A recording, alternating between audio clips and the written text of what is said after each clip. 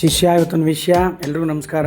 ಇಲ್ಲಿ ಪಪ್ಪಾಯಿ ಮರದ ಮೇಲೆ, ಪರಂಗಿ ಗಿಡದ ಮೇಲೆ ಮಡಿವಾಳದ ಹಕ್ಕಿ ಕೂತಿದೆ. ಈ ಮಡಿವಾಳದ ಹಕ್ಕಿಯ ಮರಿಗಳು ಇಲ್ಲಿ ನೋಡಿ, ಮೀಟ್ರ್ ಬೋರ್ಡ್ ಒಳಗಡೆ ಎಷ್ಟು ಸುಂದರವಾಗಿ ಮರಿನ ಪೋಷಿಸಿ ಪಾಲನೆ ಮಾಡಿ ಸಾಕಿ ಸಲಹಿ ಇನ್ನೇನು ಸ್ವಲ್ಪ ದಿನಗಳಲ್ಲಿ ರೆಕ್ಕೆ ಬರುತ್ತೆ.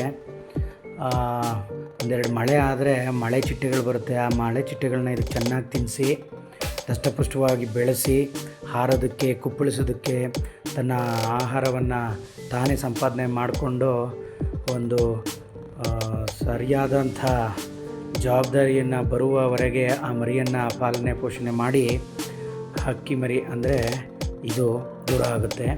ಇದಿಷ್ಟು ಪ್ರಕ್ರಿಯೆಗಳು 2 ತಿಂಗಳಲ್ಲಿ ನಡೆಯುತ್ತೆ. ಇಲ್ಲಿ ಕಾಣ್ತಿರ್ತಕ್ಕಂಥ ಮರಿ ಅದ್ಭುತವಾದಂಥ ಮುಂಜಾನೆ ಮತ್ತು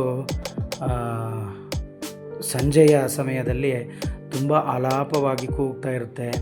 ಅದೇ ಮಡಿವಾಳ ಹಕ್ಕಿ. ಅದನ್ನು ಇಂಗ್ಲೀಷಲ್ಲಿ ಮ್ಯಾಗ್ಪೈ ರಾಬಿನ್ ಅಂತ ಕರಿತೀವಿ.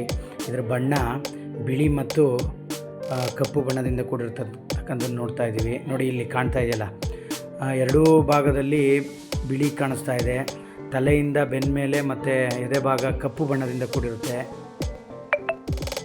ನೋಡಿ, ಇದರ ತಾಯಿ ಇಲ್ಲೇ ಸನಿಹದಲ್ಲಿ ಪಪ್ಪಾಯಿ ಮರದ ಮೇಲೆ ಕೂತ್ಕೊಂಡು ಅಲರ್ಟ್ ಕಾಲಿಂಗ್ ಕೊಡ್ತಾ ಇರುತ್ತೆ ಕರ್ಕಶ ಧ್ವನಿಯಿಂದ. ಇದೆಲ್ಲ ಪಕ್ಷಿ ವೀಕ್ಷಕರಾದಂಥ ನಾವು ಗಮನಿಸಬೇಕಾಗಿದೆ. ಧನ್ಯವಾದ.